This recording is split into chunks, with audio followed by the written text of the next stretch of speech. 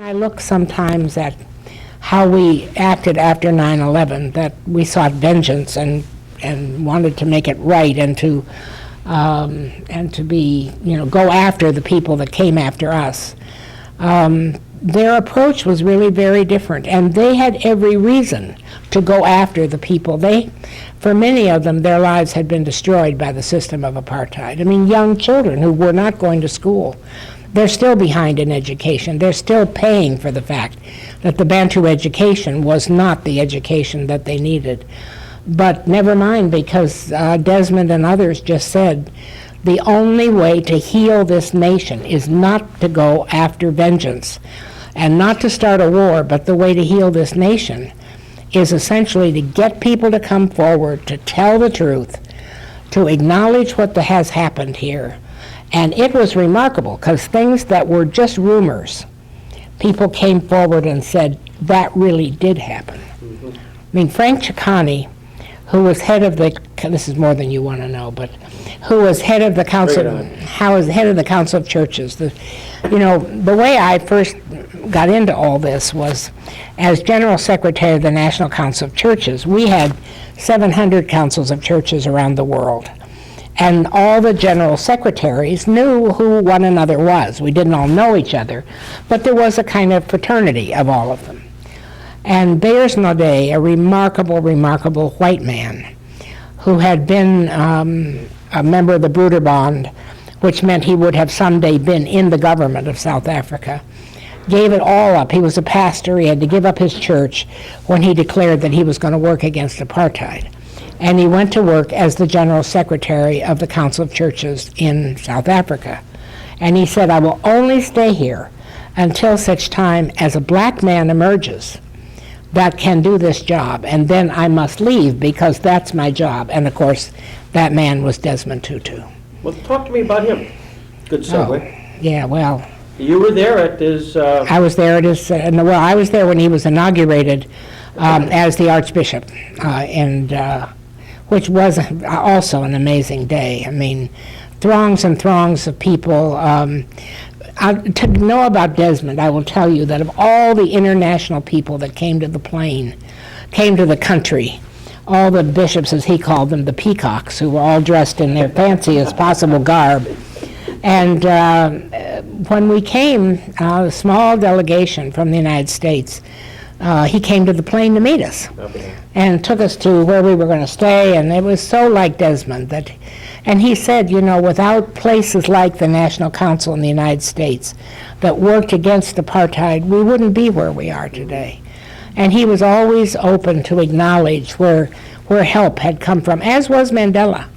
When Mandela came to Riverside Church, he came to thank the churches. He said, I first came to a church, and the reason I came first to a church is because that's where my help came from. And Desmond, of course, now we know Desmond a little better. He's been here more. My dream is that Desmond will come and preach, maybe next summer at Chautauqua. His daughter was here last year. And maybe we can get Goldstone to go back and tell Desmond it's a good place to come and speak. We're hoping his daughter is doing that. But he's a remarkable speaker. He's a simple man in many ways. If you ever read his books, they're not complicated. They're not great theological tomes. They're just truth. Mm-hmm. They're just truth. And he also has very good sense of humor. I mean, when we went to see the bishop's quarters where he was living, and he was living in Cape Town, and Cape Town is maybe one of the most beautiful towns I've ever seen, and I've traveled a lot. It's where the Indian Ocean and where the Cape of Good Hope, where the Atlantic and the Indian Ocean come together. And the bishop's house is right there on that perch. And so we went in, and in the morning for breakfast, we came down and here are all the pictures of the former archbishops. And so he said, Joan, let me take you on a little tour and introduce you to those who went before. And so, of course, they're all white men. And so he would stop and say, good morning, Bishop. How do you feel about my being here? And it was like, and he would just get some joy, I think, out of, and he would just do little things that let people know who he was. He would have picnics and invite all his neighbors from Soweto to come and picnic in the yard of this house that had absolutely never had any black people except servants in it.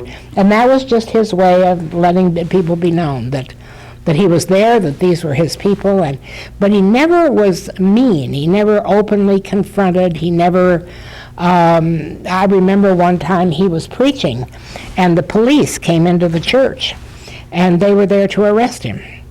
And he looked back at them, and he said, gentlemen, he said, South Africa is a very religious country. I assume you go to church. And they all immediately got in and said, yes, yes, nodded their heads. And he said, and of course, because of that, you wouldn't want to disrupt the service, I'm sure of that. And so if you just take your seats, you can take me later, but, I would like to finish the service. And of course, they left. They didn't take him. But that was very typical of Desmond. And he always said, if the international community had not supported him so visibly, he would have been in prison.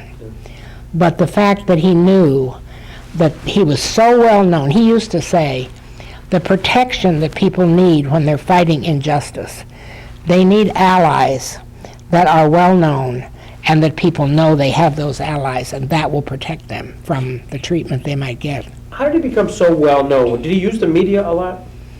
The media used him, he used them. He never shied away from it. He had a big international following, and I think partly his association with the World Council of Churches, which put him in settings where he spoke to people from all over the world, and his cause was so just. Unlike the issues of Cuba, which are muddied by different kinds of government, by whether or not we agree with the form of government and things we don't know, secrets that are kept and so forth. South Africa's issue was purely justice. Almost no one would finally argue against, they argued against how you would get rid of apartheid, but almost nobody argued for it, that people should be set aside in that particular way or treated that way. And so he became, I think, the champion of that issue in a way that Western ears could hear what he had to say. And he did it very much in the model of Martin Luther King. Mm-hmm. Now, like Martin Luther King, people who are nonviolent, sometimes violence follows, even though the person himself may not be engaged in that.